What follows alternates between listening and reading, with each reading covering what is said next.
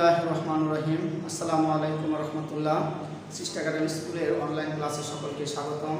আশা করি সকলে ভালো আছো, সুস্থ আছো। আলহামদুলিল্লাহ, আল্লাহ পাকের অশেষ কৃপায় আমরা ভালো আছি, সুস্থ আছি। নবম দশম শ্রেণীর ফিনান্স ব্যাংকিং বইয়ের একাদশ অধ্যায়ের একটা গুরুত্বপূর্ণ টপিক ইলেকট্রনিক ব্যাংকিং পণ্য বা সেবার উপরে আজকে তোমাদের নিয়ে আলোচনা করব।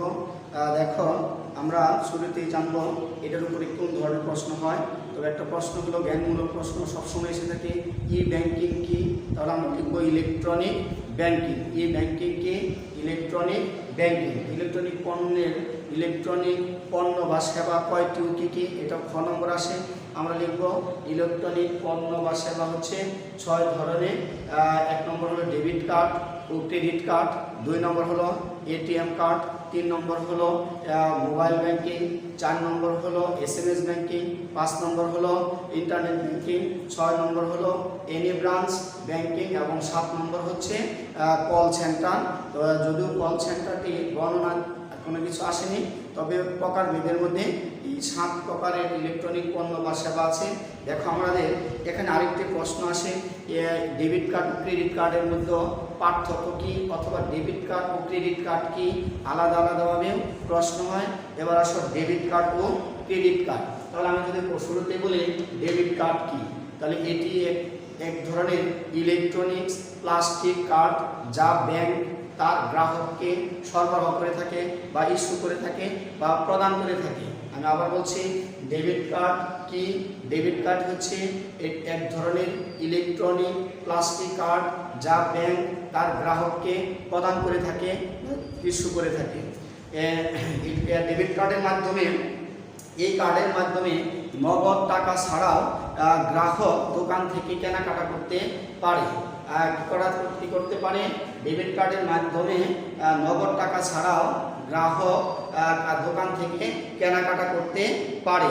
প্রয়োজনে এটিএম মেশিনের মাধ্যমেও এই ডেবিট কার্ডের মাধ্যমে কি করতে পারে? ডেবিট কার্ডের থেকে এটিএম কার্ডের মাধ্যমে নগদ টাকা উত্তোলন করতে পারে। একটা গুরুত্বপূর্ণ বিষয় হচ্ছে ডেবিট কার্ডের হিসাবে জমা টাকা থাকা সাপেক্ষে এই ডেবিট কার্ড ব্যবহার করা যায়, অন্যথায় এটা ডেবিট কার্ড ব্যবহার করা যায় না। সেই দৃষ্টিকোণ থেকে গ্রাহকের নিকটে ডেবিট কার্ড হচ্ছে একটি সম্পদ। এবার আসো ক্রেডিট কার্ড কি। ক্রেডিট কার্ড এটিও এক ধরনের ইলেকট্রনিক প্লাস্টিক কার্ড যা ব্যাংক গ্রাহককে সরবরাহ করে থাকে। আবার এই ক্রেডিট কার্ড ব্যাংক হিসাবে নগদ টাকা জমা ছাড়াও গ্রাহক কি করতে পারেন? দোকান থেকে কেনাকাটা করতে পারেন। ক্রেডিট কার্ডে নগদ টাকা জমা থাকা শর্ত নয়, জরুরি নয়, তাই এটি একটি ব্যক্তিগত ঋণ। গ্রাহকের জন্য এটি একটি ব্যক্তিগত ঋণ। ক্রেডিট কার্ডের ব্যবহৃত টাকাগুলো একটা নির্দিষ্ট সময়ের পরে সুদ সহ লাভ সহ কি করতে হয়? পরিশোধ করতে হয়। তবে ক্রেডিট কার্ডের জন্য ব্যাংক হিসাবে বাধ্যতামূলক নয়, বাধ্যবাধকতা নেই। এবার হলো এটিএম কার্ড কি। এটিএম কার্ড এটি একটি ইলেকট্রনিক যন্ত্র যার মাধ্যমে কি করা যায়? ব্যাংকের কর্মচারীর অনুপস্থিতি ছাড়াই প্রাথমিকভাবে কিছু লেনদেন করা যায়, যেমন টাকা উত্তোলন, হিসাবে বিবরণী বা টাকা বা চেক জমা দেওয়া ইত্যাদি। 10টা থেকে 5টা ব্যাংকের অফিস টাইমের পরেও এটিএম কার্ড থেকে টাকা উত্তোলন করা যায়। এবার হচ্ছে মোবাইল ব্যাংকিং। মোবাইল ব্যাংকিং এক ধরনের ব্যাংকিং সেবা যা গ্রাহককে ব্যাংকিং লেনদেনের মোবাইলের মাধ্যমে সম্পূর্ণ করে থাকে। মোবাইল ব্যাংকিং এক ধরনের ব্যাংকিং সেবা যা গ্রাহক মোবাইলের মাধ্যমে ব্যাংকিং লেনদেনগুলো সম্পন্ন করে থাকে। গ্রাহকের পরিচয় নিশ্চিত হওয়ার পর মোবাইল ব্যাংকিংয়ের লেনদেনগুলো সম্পন্ন করে থাকে। মোবাইলে গ্রাহকের পরিচিতি বা জানা না থাকলে কি করা হয় না? মোবাইল ব্যাংকিংয়ে লেনদেন করা হয় না। SMS ব্যাংকিং এক ধরনের ইলেকট্রনিক ব্যাংকিং সেবা যার মাধ্যমে গ্রাহক SMS এর মাধ্যমে বিভিন্ন ধরনের লেনদেন সম্পন্ন করে থাকে, যেমন টাকার হিসাবে স্থিতি জানার জন্য বা পাসবই উত্তোলনের জন্য নির্দেশ SMS এর মাধ্যমে প্রদান করতে পারে। ইন্টারনেট ব্যাংকিং এটিও একটি ইলেকট্রনিক্স ব্যাংকিং সেবা, যার মাধ্যমে একটি নিরাপদ ওয়েবসাইট নাম বা পাসওয়ার্ড দ্বারা নিবন্ধিত করা থাকে।